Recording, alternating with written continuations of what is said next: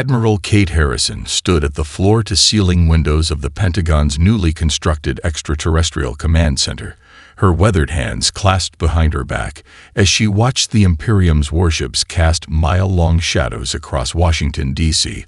The morning sun caught their crystalline hulls, creating prismatic displays that would have been beautiful if they weren't so terrifying. "Admiral," Lieutenant James Murphy's voice cracked slightly as he approached. "The Imperium's High Commissioner is ready to deliver their final response."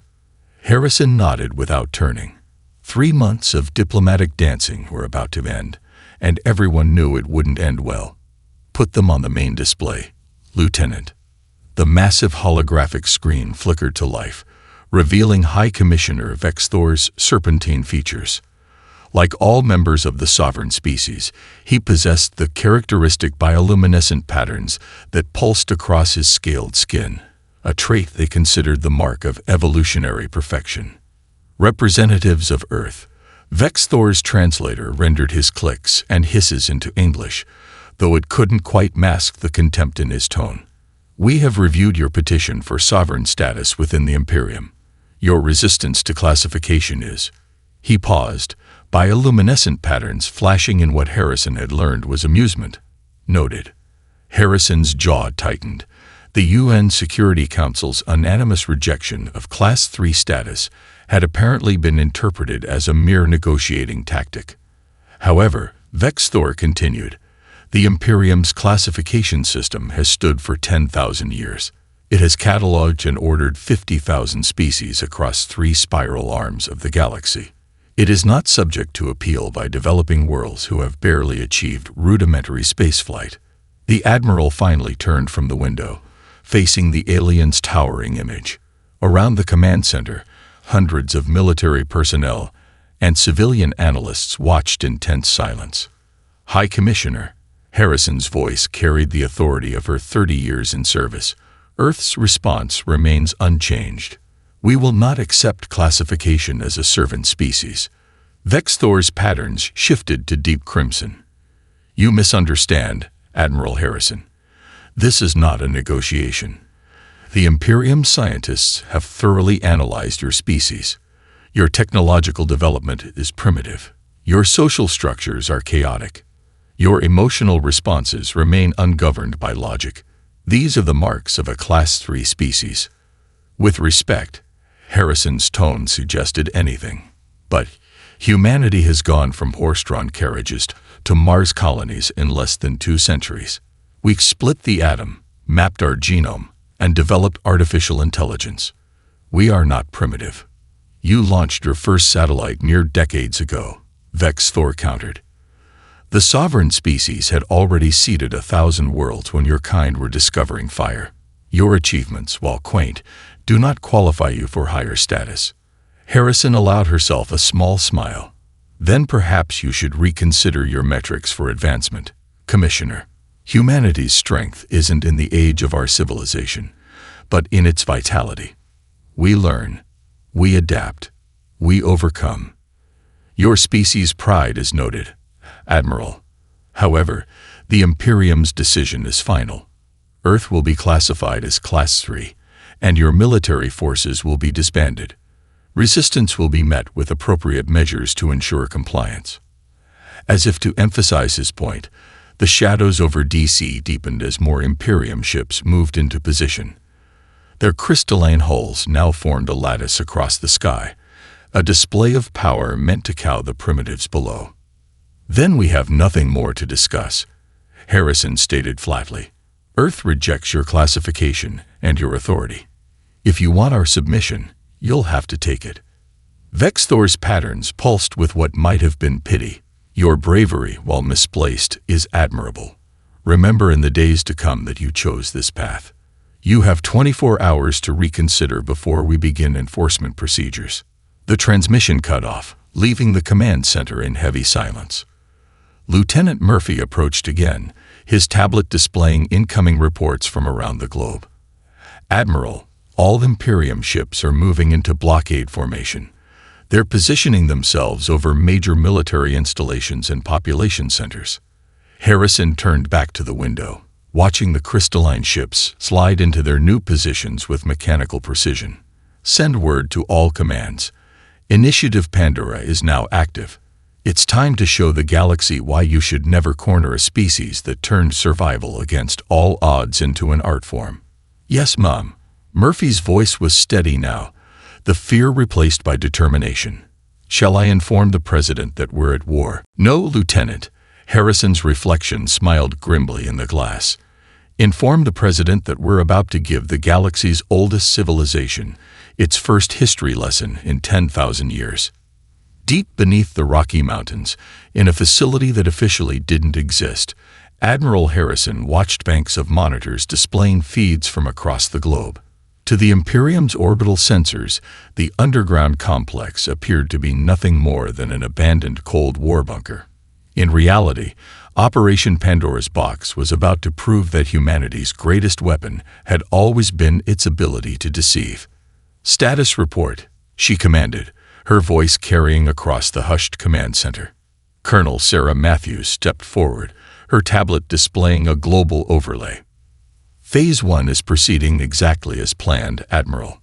The Imperium's ships are focusing their surveillance on obvious military installations, just as we predicted. And our actual preparations. Matthews allowed herself a slight smile. They're looking for aircraft carriers and missile silos. They're not watching the civilian sectors at all. On the main screen, seemingly innocent traffic patterns told the real story. 18-wheeler convoys moving under the cover of darkness. Fishing boats heading out to specific coordinates. Civilian satellites making minor course corrections that would go unnoticed until it was too late. The Imperium thinks we're primitive, Harrison mused, so they're looking for primitive responses. How many facilities are now online? 217 repurposed manufacturing plants are at full capacity, Matthews reported. The old Detroit automotive lines have been completely converted. Same with facilities in Stuttgart, Osaka, and Shanghai. They're all running dark, using the power signatures of their previous operations as cover. Harrison nodded approvingly. And Project Mosquito. Dr. Jack Reynolds reports the first swarms are ready for deployment. His team has mapped the quantum frequency patterns of the Imperium's shields. The infiltration vectors are calculated and loaded. Another screen showed microscopic drone assemblies being manufactured in what used to be smartphone factories. Each drone, smaller than a grain of sand, carried a payload that would teach the Imperium the danger of underestimating primitive technology. Our biggest advantage, Harrison said quietly, is that they expect us to fight like a conventional military force. Their sensors are calibrated for large energy signatures, massive troop movements, and traditional weapons platforms. While we're fighting like ghosts, Matthews finished the thought. Every civilian communications satellite we've launched in the past decade has a military core waiting to be activated. The Imperium's ships are literally surrounded by weapons they haven't bothered to notice. The Admiral's attention turned to a particular monitor showing casual fishing boats dropping special buoys in seemingly random patterns across the Earth's oceans. And the sonic net. 90% deployed. Once activated, it will disrupt their ships' crystalline structures at frequencies their shields aren't designed to stop.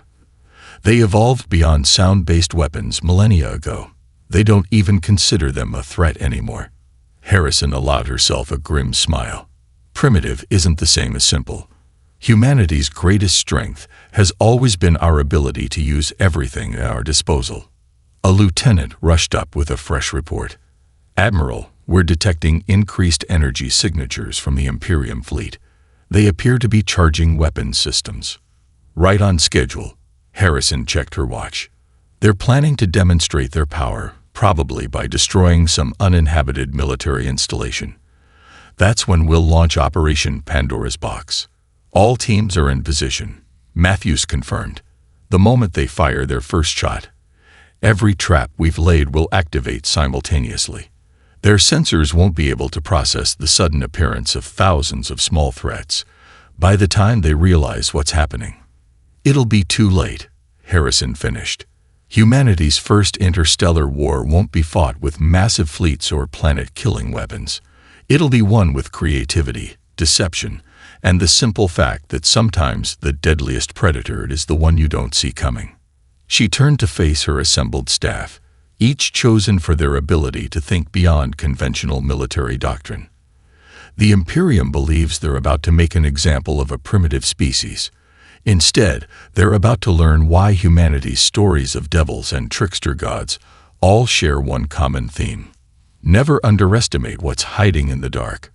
Above them, the Imperium ships continued their orbital dance, their crews confident in their technological superiority. None of them realized they were already surrounded by a web of humanity's making, a web about to demonstrate why evolution should have taught them to fear the simple things they'd dismissed as harmless. The Imperium's first strike came at dawn. Their largest battleship, the Eternal Light, positioned itself above an evacuated military base in Nevada. Its crystalline hull sparkled in the morning sun as energy gathered at its forward arrays. The demonstration of power was meant to be precise and overwhelming. A single shot to vaporize the facility and crush humanity's will to resist. In the underground command center, Admiral Harrison watched the energy readings spike. All units, Pandora's box is now active. Execute on my mark. The Eternal Light's main weapon discharged, a lance of pure energy that could have split a moon. It never reached its target. Milliseconds before impact, hundreds of previously dormant satellites activated. The energy beam struck an overlapping network of magnetic fields, dispersing harmlessly into the upper atmosphere in a spectacular display of aurora-like lights. Now, Harrison commanded. Across Earth's oceans, innocent-looking buoys suddenly pulsed with synchronized sonic waves. The sound, far beyond human hearing, rippled through space. The Imperium shields, designed to stop energy and kinetic weapons, did nothing to prevent the sonic assault from reaching their ship's crystalline hulls. High Commissioner Vexthor's voice crackled over the emergency channel. What manner of primitive? His transmission cut off as his ship's crystal structure began resonating at its natural frequency. Phase 2, Harrison ordered, her voice steady as she watched the Imperium fleet start to shift in confusion. Civilian communications satellites shed their outer shells, revealing railgun cores that had laid dormant for years. They opened fire simultaneously, launching hypervelocity tungsten rods at the disoriented Imperium ships. The primitive kinetic weapons punched through the weakened crystal hulls like bullets through glass. On the main screen, the Eternal Light's perfect crystalline form began to fracture. Smaller Imperium vessels moved to protect their flagship, their own weapons charging. Phase 3. Release the swarms. What appeared to be space debris from previous satellite launches suddenly activated. Millions of microscopic drones, each smaller than a grain of sand, swarmed toward the Imperium fleet. They slipped through the energy shields using the Imperium's own shield frequencies, infiltrating the ships through countless microscopic cracks caused by the sonic assault. Admiral, Colonel Matthews reported, 5 Imperium cruisers are showing critical system failures. Their quantum computers are being overwhelmed by our viral attacks. Harrison watched as the mighty ships began to drift, their crews unable to comprehend how a primitive species had disabled their most advanced technology. Send the message. The same channels that had carried Vexthor's ultimatum now broadcast Harrison's voice to every Imperium ship. This is Admiral Catherine Harrison of Earth's Defense Force. What you're experiencing is merely a fraction of humanity's response to your aggression. We may be primitive by your standards, but we've learned different lessons from evolution. On the screens, more Imperium ships began losing power as the microscopic invaders multiplied inside their systems. The swarms, based on Earth's most resilient bacteria, were reproducing using the ship's own energy sources. You evolved beyond what you saw as weaknesses, Harrison continued. You abandoned simple solutions in favor of complexity. You forgot that nature's deadliest weapons are often the smallest, the simplest, and the most numerous. The Eternal Light's crystal hull was now webbed with cracks, its once perfect form compromised by frequencies its builders had deemed too primitive to defend against. Escape pods began launching from the stricken vessel. "This is your only warning." Harrison's voice carried the weight of humanity's determination. "Withdraw your forces, or we will demonstrate exactly why Earth's species survived multiple extinction events. We didn't evolve beyond our primitive nature. We mastered it." In the silence that followed, the command center staff watched as the mighty Imperium fleet began to retreat, their formation breaking apart as more ships succumbed to humanity's multi-layered assault. The eternal light, pride of the Imperium's fleet, shattered into a million crystalline fragments.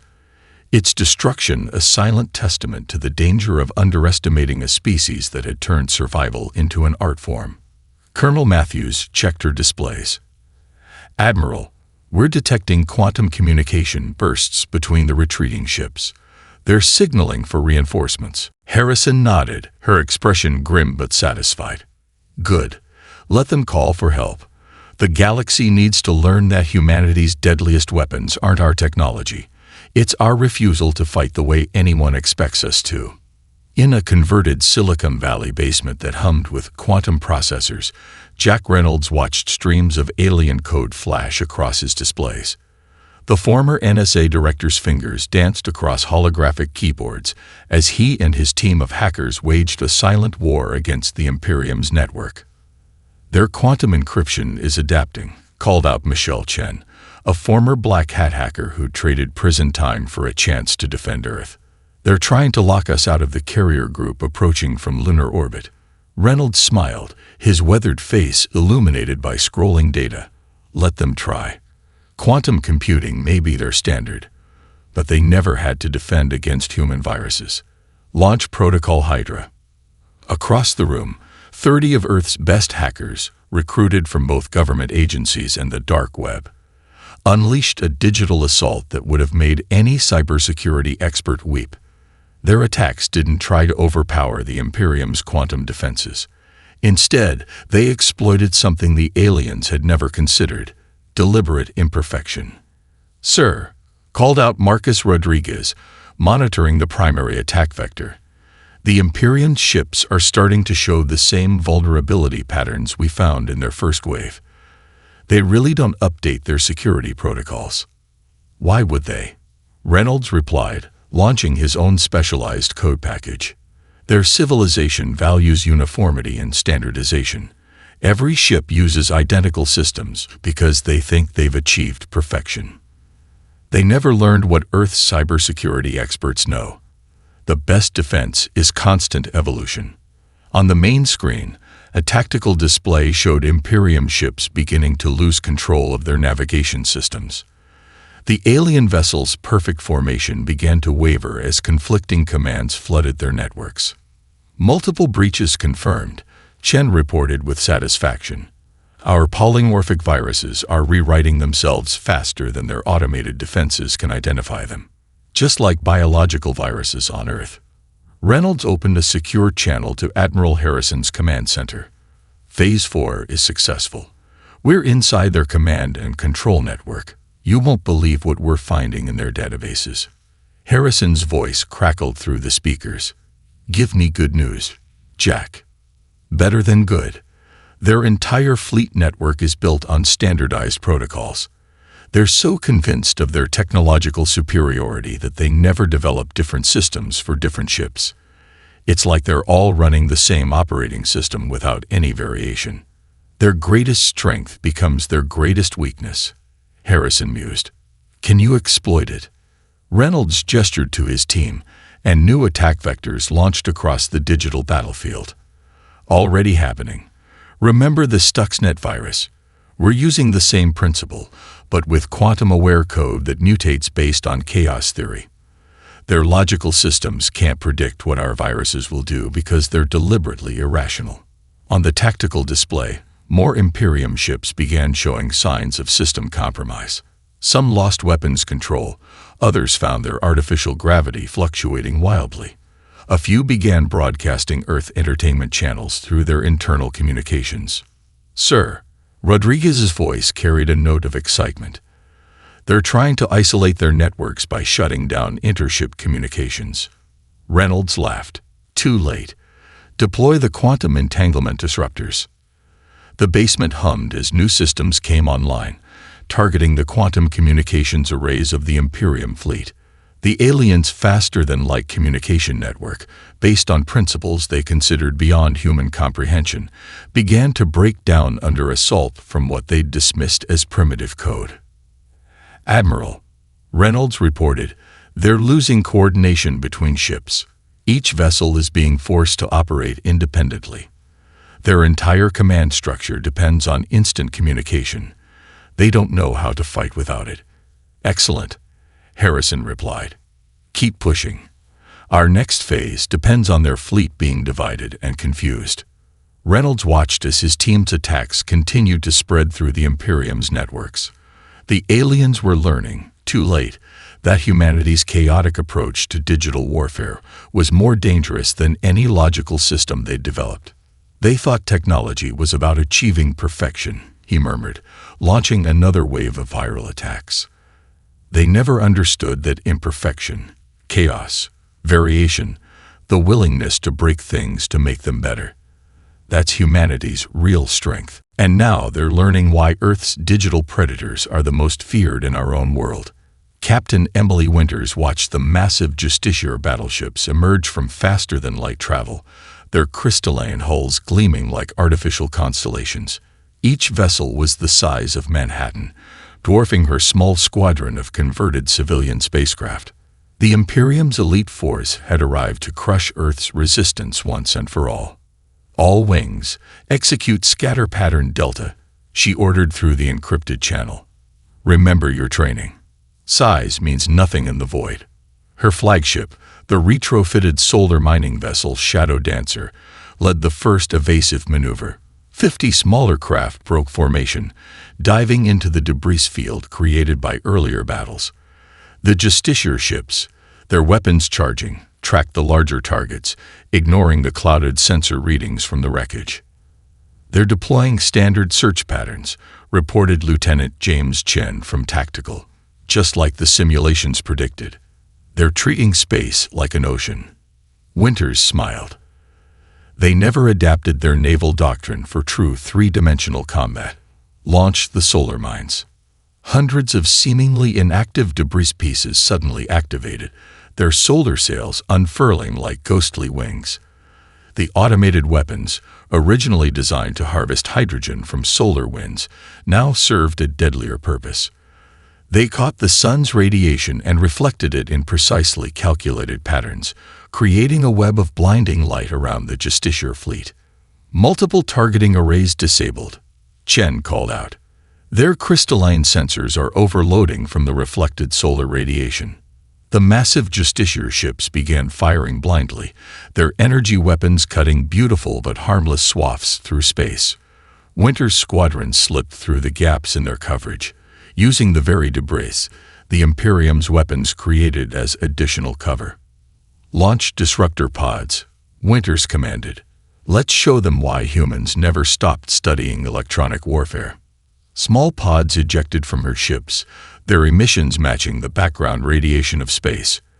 As they activated, the Justiciar's sophisticated quantum communications began to break down.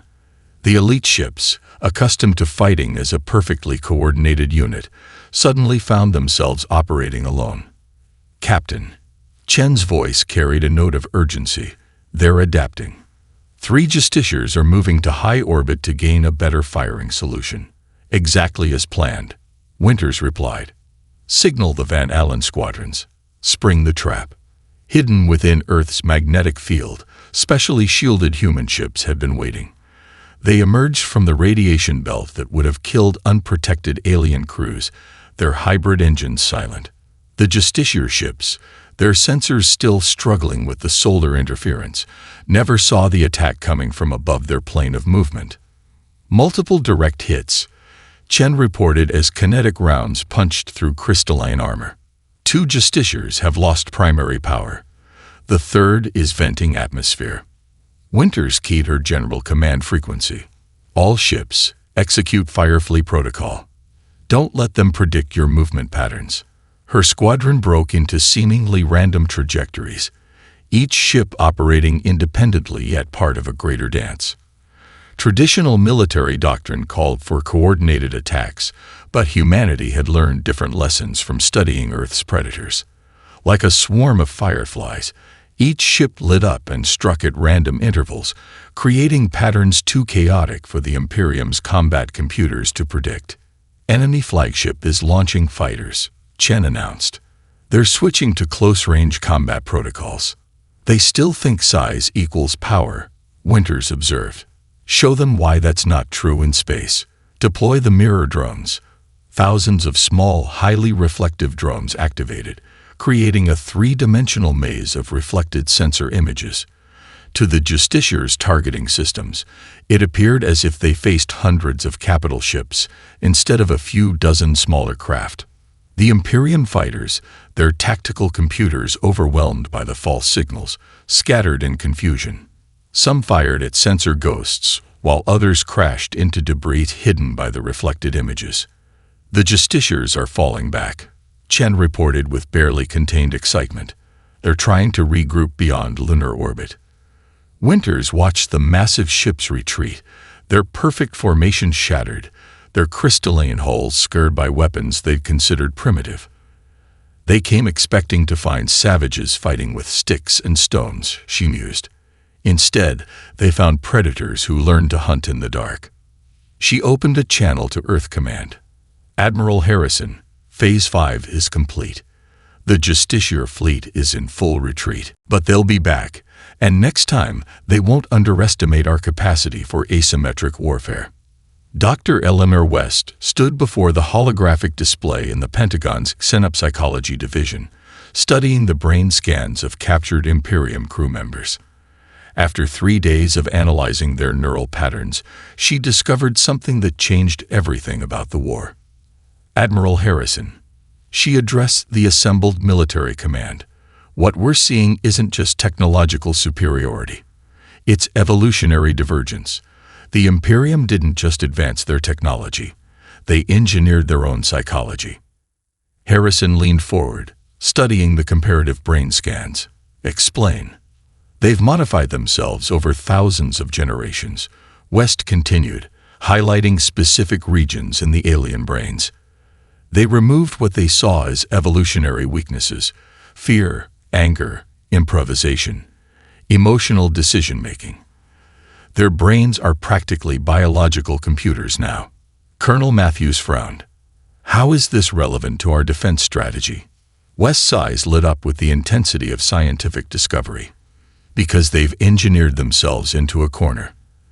They've become so logical, so predictable, that they can't comprehend genuine creativity anymore. They can't understand actions that aren't based on pure logic. She gestured to battle footage from the previous engagements. Look at their response patterns. Every time we used conventional military tactics, they countered us perfectly. But when our forces acted unpredictably, driven by emotion, intuition, or what they'd call illogical impulses, their entire command structure broke down. Harrison's expression shifted as understanding dawned. They can't predict what they can't understand. Exactly. West activated another display showing Imperium fleet movements. Their battle computers are failing not because they're inferior, but because they're too perfect. They operate on pure logic, but human beings, she smiled, we operate on something much more chaotic. Inspiration, Harrison murmured. Intuition. Fear, West added. Anger, hope, love. All the emotions they engineered away because they saw them as weaknesses. But those primitive responses are exactly what make us unpredictable, and therefore unbeatable. The command center burst into activity as new reports arrived. Admiral, Matthews called out, we're detecting major fleet movements. The Imperium is repositioning for another attack. Harrison studied the tactical display. They're adapting their strategies based on our previous encounters. Show me their most likely attack vectors. The computer generated probable paths, all following perfect tactical logic. West watched the patterns emerge and laughed softly. They're still thinking like machines. Even their adaptations follow predictable patterns. Then let's give them something their logical minds can't process. Harrison turned to her staff. Deploy Operation Checkmate. Across Earth's orbit, human ships began executing seemingly random maneuvers. Some charged straight at superior forces. Others performed complex evasive patterns that defied tactical logic. Ground bases launched missiles on ballistic trajectories that made no strategic sense, until they suddenly did. The Imperium fleet's response was telling. Their ships hesitated, their perfect formation wavering as their combat computers tried to calculate responses to actions that defied their programming. Their entire civilization is built on the idea that evolution means removing uncertainty, West observed. They never understood that Earth's harshest lessons taught us something different. Adaptation isn't about becoming perfect. It's about becoming unpredictable. Harrison watched as the Imperium fleet struggled to counter attacks that followed no logical pattern. They thought removing emotion would make them superior. Instead, they removed their ability to think beyond their programming. Emotion isn't just about feeling, West agreed. It's about inspiration, innovation, the ability to make intuitive leaps that logic alone could never justify. They engineered themselves to be perfect machines, but in doing so, they forgot how to be alive. Harrison finished. She turned to her communications officer. Send this message to all enemy vessels. Your logic is perfect, but perfection is predictable. Humanity embraces chaos not because we're primitive, but because we understand something you forgot. True intelligence isn't about removing uncertainty. It's about dancing with it. On the tactical displays, the Imperium fleet's formation began to break apart as human ships executed maneuvers that defied every rule of space combat. The aliens were learning, too late, that they had eliminated the very traits that might have helped them understand their opponent. They wanted to fight a primitive species, West observed quietly. Instead, they found something their perfect logic never prepared them for, a species that turned unpredictability into an art form. The Imperium's world-killer fleet emerged from hyperspace like a constellation of crystal daggers, their massive forms blotting out the stars. 30 ships, each capable of reducing a planet's surface to molten slag, moved into attack formation around Earth. In the underground command center, Admiral Harrison watched their approach with grim determination. Status of Project Thunderstorm. Dr. Raymond Carter, lead scientist of the Nanotech Division, checked his quantum displays. The swarms are ready, Admiral. All 5 billion units are primed and awaiting deployment. Harrison studied the tactical overlay, showing the Imperium fleet's position. High Commissioner Vexthor's voice thundered through the emergency channels, his translator struggling to convey his mixture of rage and contempt. Primitive species, he hissed. You have forced our hand. Surrender now, or watch your world burn. You have 10 minutes to comply. Harrison nodded to her communications officer. Send our response. Look closer. In space, the debris field from previous battles began to move. What the Imperium's sensors had dismissed as insignificant fragments, smaller than dust motes, suddenly activated. Billions of microscopic machines, each one the product of humanity's mastery of the very small, awakened to their purpose. Swarm coordination is optimal, Carter reported, his fingers dancing across holographic controls. The Imperium's shields are still operating on the frequencies we mapped. They won't stop particles this small. Harrison opened a channel to all Earth forces. All units, commence Operation Thunderstorm. Show them why size isn't everything. The swarms moved like silver clouds through space, passing through the Imperium's energy shields as if they didn't exist. Each microscopic drone carried a payload of specialized nanomaterials, designed to interact with the crystalline structure of the alien ships. First contact confirmed, Carter announced. The swarms are inside their hulls. Beginning Phase 2. On the massive displays, the first effects became visible. The perfect crystalline surfaces of the Imperium ships began to cloud, like glass exposed to acid fog. The nanomachines were multiplying, using the ship's own energy systems as fuel to reproduce. Impossible, Vexthor's voice cracked with genuine emotion for the first time. These are merely particles. They cannot. Can't they? Harrison interrupted, her voice carrying across all channels. You thought humanity was primitive because we hadn't mastered the large. But while you were building bigger ships, we were mastering the microscopic. Life on Earth taught us that sometimes the smallest organisms are the most deadly. The world killer ships began to lose power as the swarms infiltrated their systems. Crystalline hulls turned cloudy, then began to crack as the nanomachines altered their molecular structure. Energy weapons powered down as their focusing crystals deteriorated. Multiple ships reporting critical system failures, Carter reported with clinical precision. The swarms are reproducing faster than their repair systems can respond. Their quantum computers are being physically dismantled at the molecular level. Harrison watched as the mighty world killer fleet began to drift, their crews helpless against an enemy they couldn't even see. Send the final message. Her voice carried across space to every Imperium ship. This is humanity's response to your ultimatum. We didn't build bigger weapons. We built smaller ones. Billions of them. Each one too tiny for your sensors to detect, too numerous to stop, and too simple for your complex defenses to counter. The largest world killer, Vexthor's flagship, began breaking apart as its crystalline structure failed at the molecular level. Escape pods launched in streams as the crew abandoned ship. Your civilization forgot something crucial, Harrison continued. Earth's deadliest predators aren't always the largest. Sometimes they're microscopic viruses that can bring down creatures 1 billion times their size. You thought being primitive meant being simple. Instead, it meant we never stopped learning from every level of life on our world.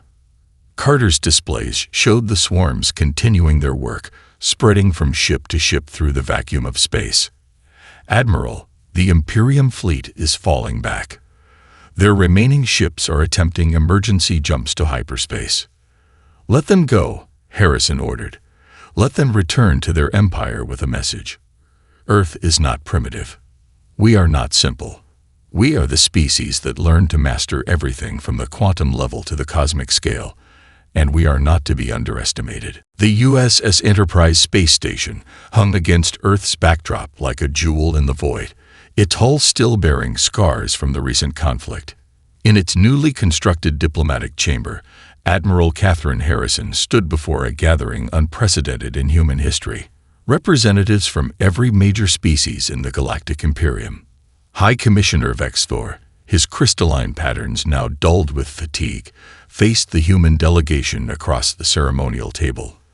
The mighty Imperium, for the first time in 10,000 years, had come to negotiate as equals. The terms are before you, Harrison stated, her voice carrying the weight of Earth's victory. Humanity will join the galactic community, but as a sovereign species with full rights and privileges. The alien diplomats shifted uncomfortably. A Nexian observer, their bioluminescent tendrils pulsing with anxiety, spoke up. This is unprecedented. No species has ever joined the Imperium without classification. It defies all established protocols. Then perhaps, Dr. Eleanor West interjected from her position beside Harrison. It's time for those protocols to evolve, just as life on Earth has always done.